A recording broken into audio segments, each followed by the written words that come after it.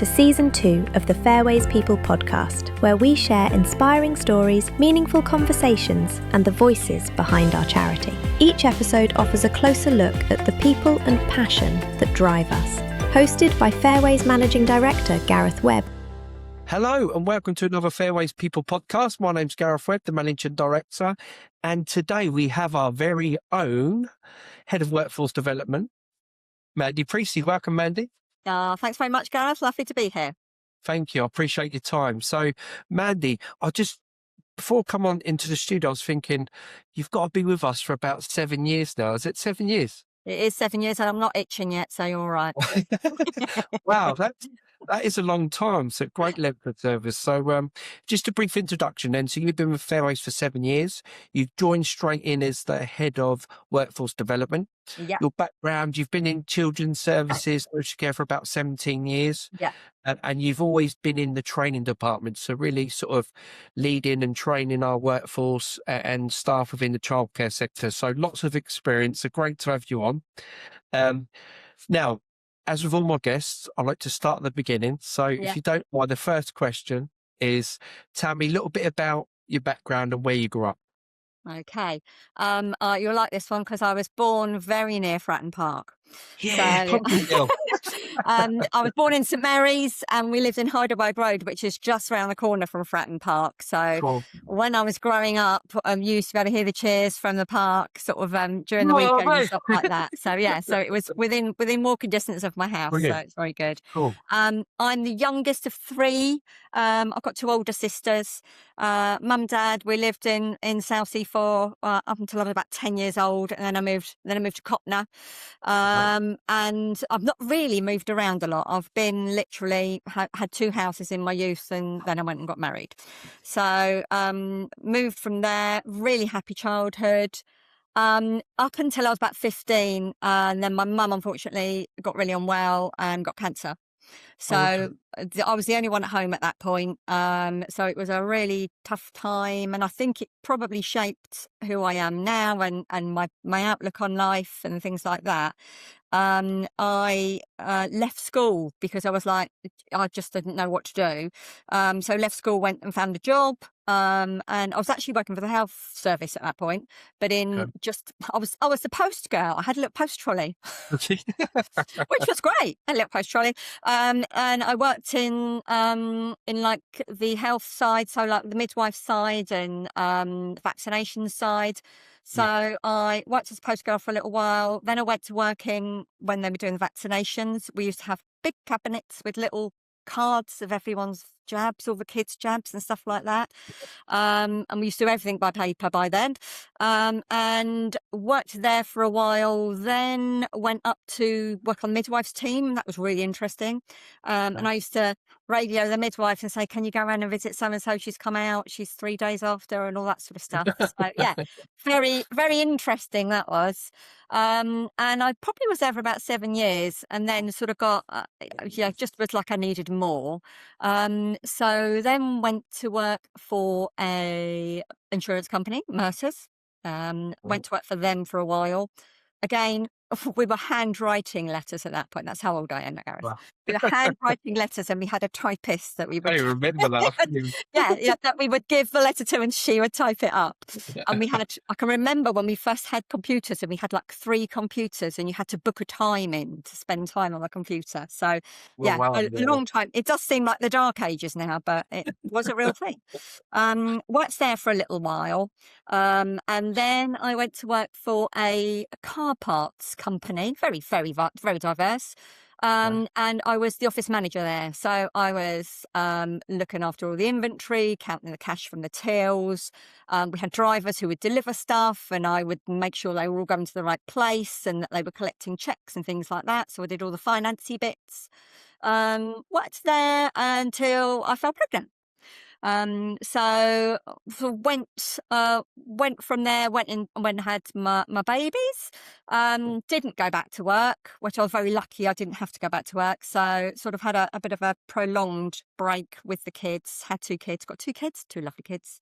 Really? And when they were just beginning to sort of, one of them was at school, we moved from Portsmouth, where we'd lived, and we moved to Selsey. And we got Max as my oldest one. I got him in school. My daughter was 2 at the time, and she was in nursery. So I went and got a little part-time job. So I was like, I need to do something because I need to do something. I can't just sit at home and do nothing.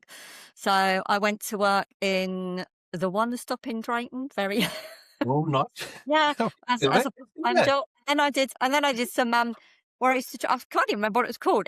I used to drive around and tidy up all the shelves in B&Q, and I worked for Crown. Random job. And I worked for Wow. Crown, and I'd dust the paint pots, and I'd put all the colour the colour Wow. jets I in. didn't know that was a job. That's really That's a interesting. random job, isn't it? And then when my daughter then went to school, I managed to get a job in the school. So that's when I became a teaching assistant. Oh, okay. So went into that, loved the school, absolutely loved it. I started going in, just going, can I help them read and stuff like that. And then I was in with the reception guys. So I'd be in with the reception kids, and I'd go in the playground to have glitter in my pockets and sprinkle glitter everywhere. All the kids loved me. Yeah, yeah. I Um, can imagine you doing that, Mandy. yeah, Yeah. I was like, one of the They kids love used to call me Barbie. Have you got any glitter in your pocket, Barbie, today? I was like, maybe. So I really enjoyed that, and I think that's where my passion for working with kids and changing the way that kids see things Yeah, yeah. really came, because I worked one-to-ones with some kids. So I worked with a kid with autism. I worked with some of the higher guys with we'd do like little groups, and I was doing the solar system, and we made the solar system, the faces of the moon, out of Jaffa cakes by eating Oh, them. love that. Yeah. So it Full was all moon, half created. moon, Yeah, totally yeah. clean. Full moon, half. Yeah, it was exactly that. And we made big paper mache, but like sizes of all the planets and stuff like that. So I really loved that job. And my kids were sort of getting older, and they were moving on from school. And unfortunately, at that time, my marriage broke down.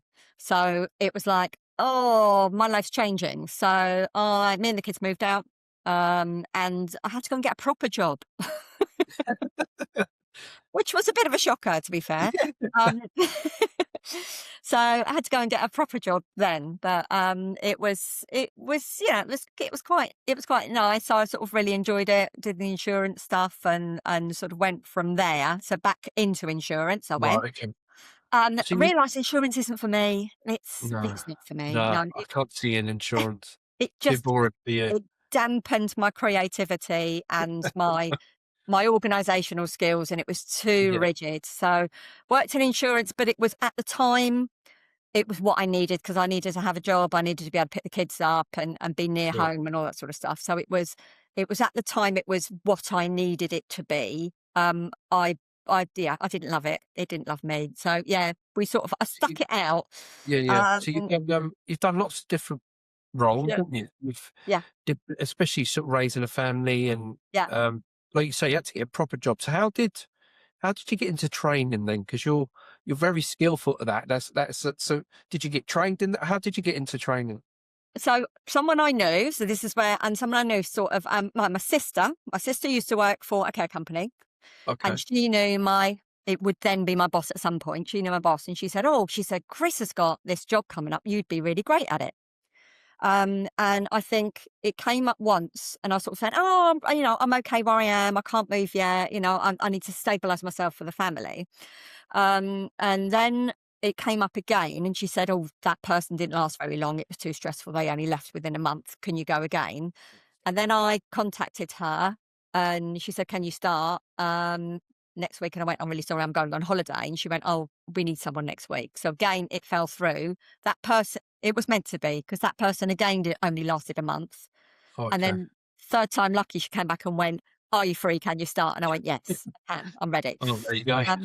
So that was 17 years ago. So I went in as a training coordinator. I think they'd had 4 people in the job in like 4 months or something like that. So it Wow. was very disorganized. Yeah, yeah. Anyone that knows me will know I love organisation. I You love everything do. to be in the right place.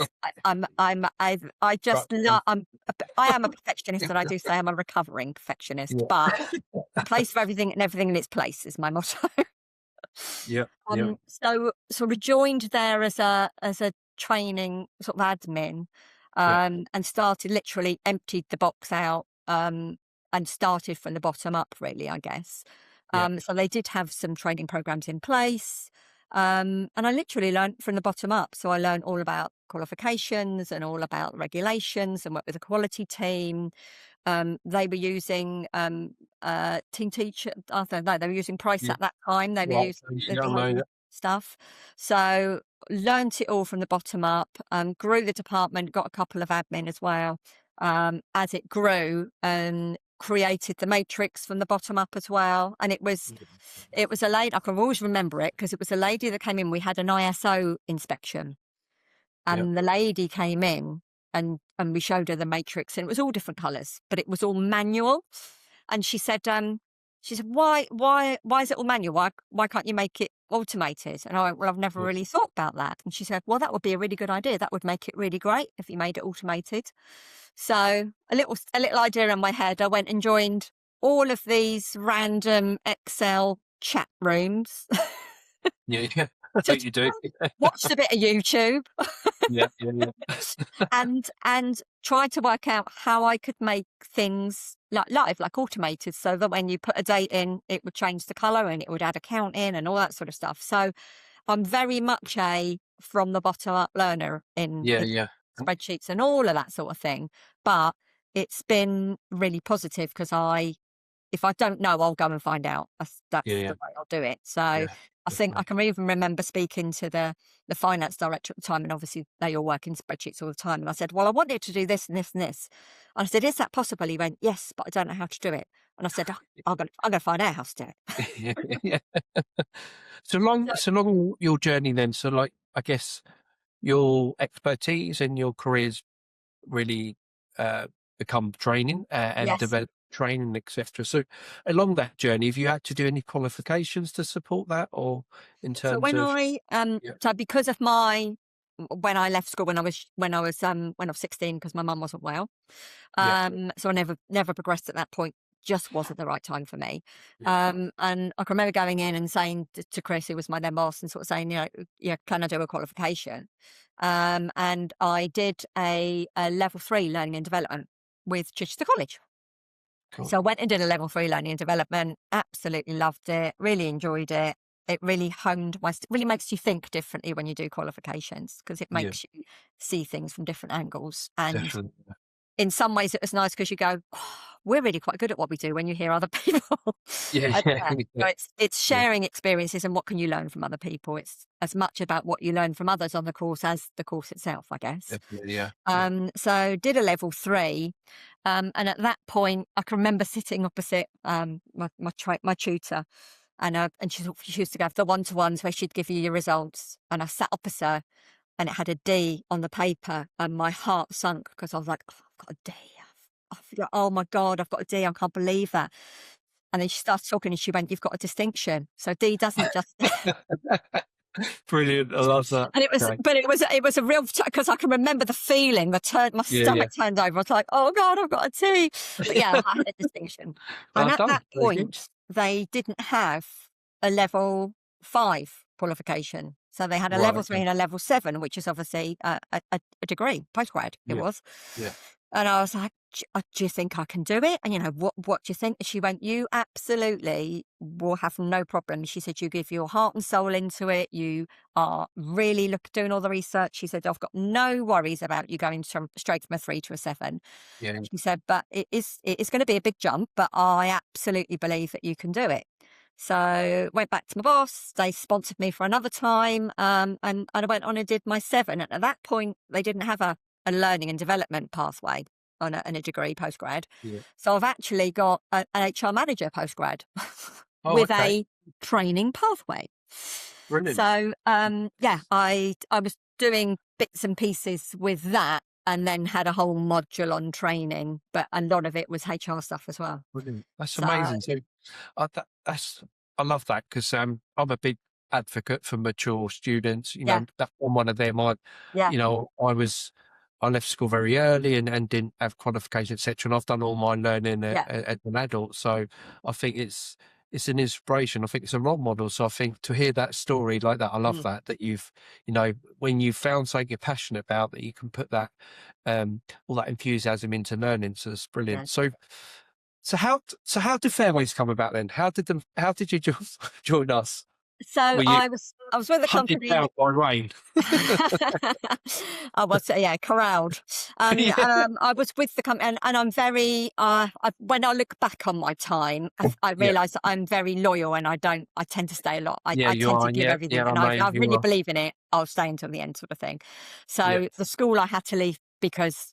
And I know, God knows what would have happened if that hadn't happened in my life and marriage broken down. But actually, it's got me to this point. So I'm really pleased that I've managed to find this. So I didn't really start learning. I was talking to someone the other day about it. I didn't really start learning till I was 40 again. Yeah, yeah, So yeah. when you go, it's a mature learner, I was literally like, I want to throw the hat in the air. I want to stand on the Guildhall steps and throw the hat in the air. And that was Yeah, my favourite yeah, picture was I threw the hat in the air. definitely. Yeah. Yeah, yeah, Because that absolutely. was all I wanted to do. I was like, I just want the cap and gown and I want to throw the hat in the air. So I think it was, I'd been with them a long time. And when I first was with them, they were a very small company, so very much like Fairways is now. But everyone knew everyone else. The managing director had a room in the office with us. He would walk around. He'd buy it, he'd buy little cakes on Yeah, Valentine's Day for everyone, and yeah, it was a really family atmosphere. yeah, And unfortunately, the owner then decided to sell out, and we literally got sold out from venture capitalists to venture capitalists to venture capitalists. So in the end, I felt we were nameless. It didn't really matter what we did as long as we were making money. yeah, yeah, They didn't know us. We didn't know them. Well, wouldn't have recognised them in the street. When they came down, they didn't even come introduce themselves. It was like we were just a cog in the wheel at that point. And I yeah, was like, I really don't like it. yeah, And then they sold out again and moved up to Stratford. And then they started slowly dismantling the South office. So the finance team went first, and then the marketing yeah, team went, and then the HR. So literally, they picked us off. We could see it coming. yeah. But it was at that point I got made redundant, which was awful for me. So yeah, And they did. One lady did sort of say, I want to try and save you. And I said, I don't trust the organisation anymore. I can't work for someone I don't trust in. I said, because once that's broken, it's hard, did it, to go and back it's in? really hard because I was like, you promised us this wouldn't happen, and you're doing exactly what you promised you wouldn't do. Yeah, And actually, that doesn't sit right with me. And yeah, you could offer me anything in the world. It's not about the money. I said it would be about, I can't work for people I don't trust. yeah, So I declined the invitation to stay, and just started looking for new jobs. And we had like 3 months sort of gap between when they yeah, yeah, told us and when we were going to be gone.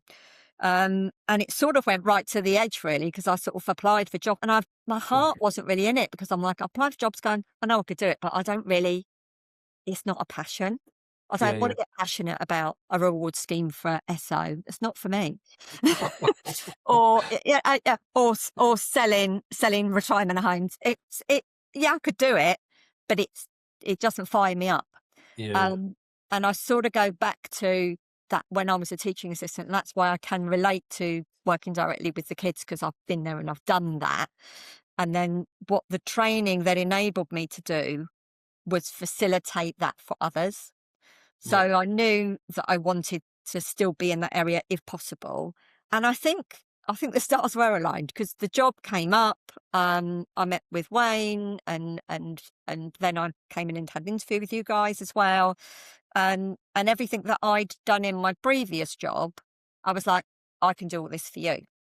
yeah, Because it was the behaviour management stuff and yeah, being yeah, accredited and all of that sort of stuff, which again, I've learned from the bottom up. So I've done it now 4 times. yeah, I've yeah, been to build panel, because I've did it twice with them, and then I've done it twice yeah, with us. So it's something that I'm really passionate about, and I'm very keen on detail. So I literally cross all the I's and dot all the T's. But it just is working for a company where I really believe that I matter and I do make a difference, even though I'm not directly working with the kids, is absolutely what gets me out of bed every morning. Definitely, yeah. Yeah. Absolutely. And and the rest is history. You know, you're with us, and that's and you're right. I think the stars were aligned. You know, we're very grateful that we found someone with your Mm, experience and values and come on board. And you touched on it then.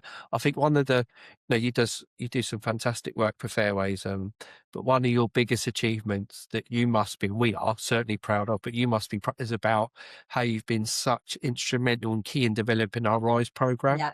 Yeah.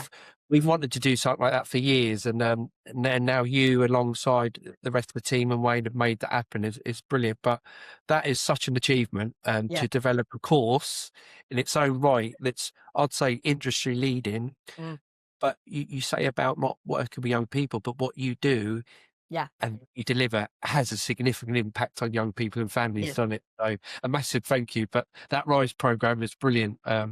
So just uh, just real briefly, what do you do in your role now? What's your role in Fairways as head of workforce development? What's that entail, so people know? I've got my fingers in lots of pies. Haven't we all?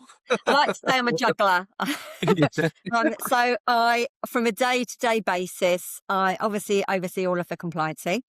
And the matrix is going back to the ISO lady who said, why is it not automated? It's all down to her. It's why I've developed these skills to do these things. And it's really nice to be able to have everything in place. And I remember when I came with you guys and that, I was like, where's the training matrix? Showed me the training matrix. And they said, the managers update it. I said, pardon? The managers update it. I went, oh, that's interesting. So you let them do their own matrix and we just send a spreadsheet out. And they went, yeah, that's how it works. I was like, oh, we need a little bit more control. I am a bit of a control freak as well. So developing that into having a central point where everybody can access everything, everyone can see everything. It's automated, it's color coded, it's really easy to read.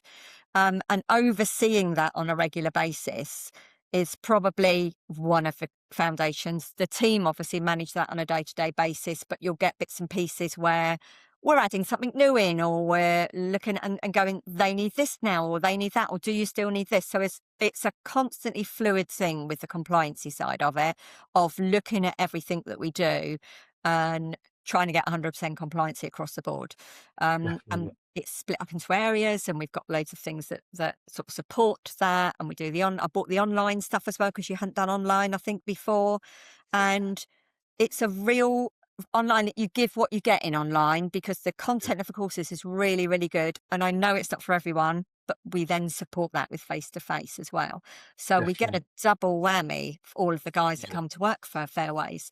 We'll get really comprehensive training, and it's all bespoke and tailored to each individual service. So what goes on in Garden might not go on in Manor, but all seasons would be different. Wales is different again, because it's different regulations.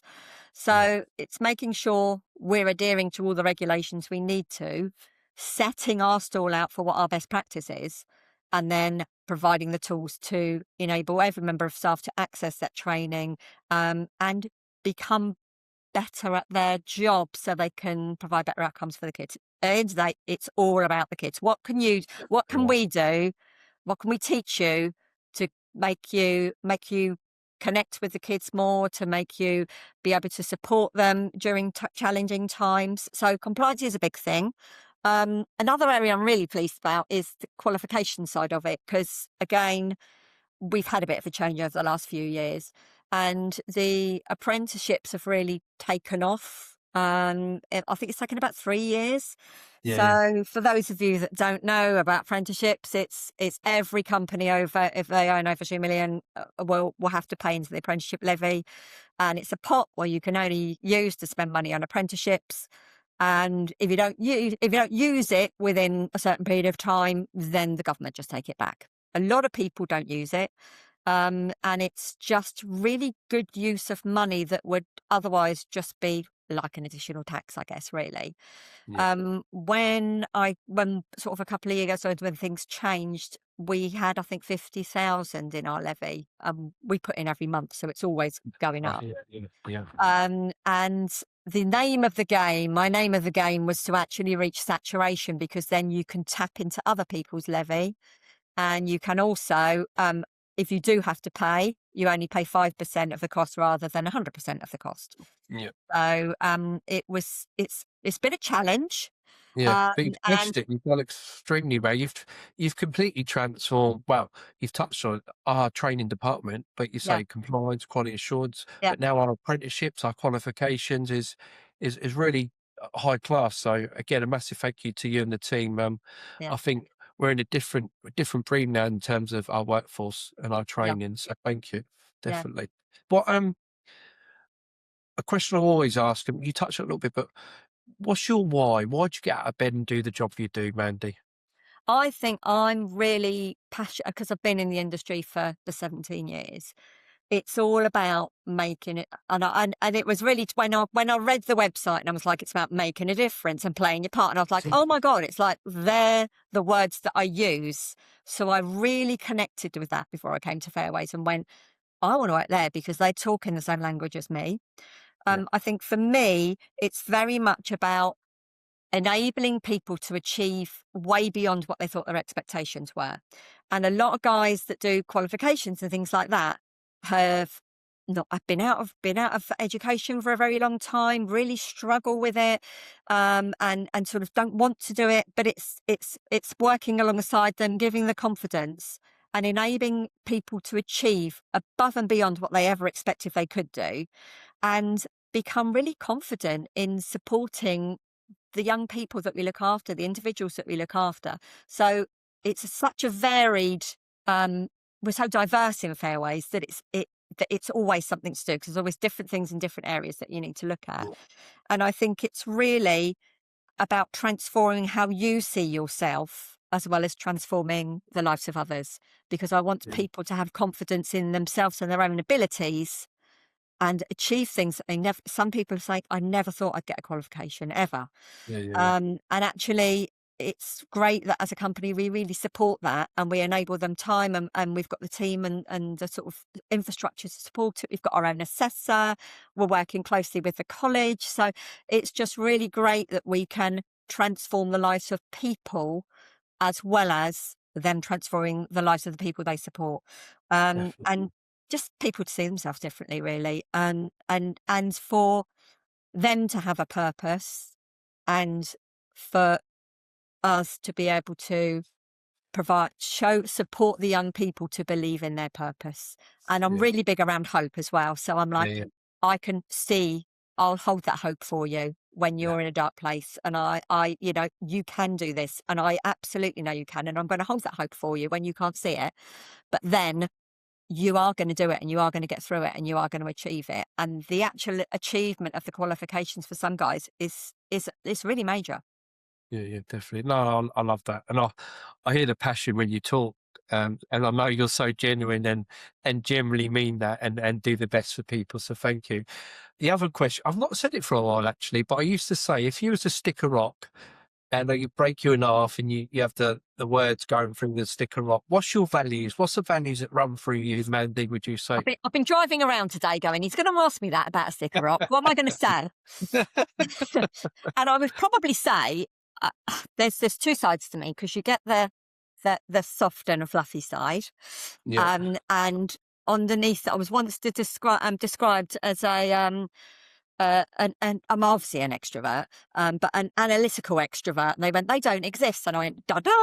So I was you like, know. well, I am, but I am obviously very outgoing. I'm so I think I would have to have positive, because I am a very positive person. You So are, yeah, I think positive would exist in my stick of rock. Also creative, because I like to think of ways around things and think as how we can, when Create and Rise, it was like, how can we make it accessible? I love a story, so how can we tell the stories? I also think I'm very caring. I think I'm really caring and empathetic, and I yeah, care about people. So when I see people, I try and remember their names or something about them, or I I'm really a people person, I guess. You are. So I will, if someone's in, I'm like, oh, who are you? I don't know you. I'm Mandy. So I will go up and introduce myself to people. And when people are in training, I pop in and go, hi, how is everyone? You know, where do you work? So it's just nice to be in the office as well. And Yeah. we're in a very lucky position in the training department because we are there more often than not. So we get to see everyone in the organisation, Yeah. and obviously everyone comes through training and rise. So we get to meet a whole lot of people across the organisation, which is great. From a sort of behind the scenes, I think I'm really authentic. I think what you see is what you get. You know, Yeah. it's I don't it if I'm Yeah. yeah. Yeah, 100%. You couldn't cover anything up, man. You say how it is. You're positive, but you'll speak your mind. And no, I And I agree with all of believe it's fighting for, I'll fight for it. it. You will, And 100%. Yeah. I'm really big on fairness as well. So I'm like, Yeah. everything's got to be just. It's got to be fair, and I'm authentic. And I think I'm quite resilient, which I never really saw myself as. But when I tell my story about some things that I've been through, and like the marriage and losing my mum really early, and my dad 20 years ago as well, I Yeah. think I can bounce back. And I think earlier on I said, well, my mum being ill when I was 15 is Yeah. why I am so positive, because you never know what's going to happen. Yeah. Yeah. So literally enjoy every day. If you're not, enjoy what you do, make the most of it. Because now is the time you should be enjoying stuff. Don't wait to do things. Have the cake, Definitely. Yeah. drink the No, champagne. absolutely. No, I love that. Enjoy the. Yeah, I love that. Yeah, make the most of it. Definitely. Because you don't know what's around the corner. And Yeah, I no, think a few years ago, I'm now older than my mum was when she died. And I think that's really, that year was a tough year for me. But I yeah. was like, I need to live my life in the way she would have wanted me to live it. So we Definitely. do go to all the festivals, and we've just bought trailer tents. So I'm camping this year. Brilliant. Camping in 26. Lovely. Love it. Love it. Okay, brilliant. So last question that I normally ask all my guests is obviously everyday life's really chaotic, you know, and a lot of people struggle with their mental health, etc. So what do you do for your own well-being, or what do you recommend? One of my little offshoots in my creative era was I'm big into scrapbooking. And Okay. I did it for a very long time, and I was earmarked and I've been teaching. I've taught at the NEC, and I've taught over in Holland as well. And I was an editor of another random job, Oh, wow. editor of a scrapbooking magazine for a while. And I really like the idea of scrapbooking because you capture the things on a paper. And I'm really big on having real pictures, not pictures on phones. So I Right. print all my pictures off, and I've got loads of scrapbooks, and I write about the memories behind the picture. So it might just be a picture of me at a festival, but Yeah, yeah. on there I'll also write the memories. So I was saying to my husband last night, I'm doing one at the moment. So I do a lot of that, and I'm capturing like our 20 years of my second marriage, our 20 years together. So I'm doing pages for every year, and I'm like, oh, we did this, Oh, and we did lovely. that, and all of that sort of stuff. And for my kids, I also do that. So they're now 30 and 33, maybe, yeah, at the moment.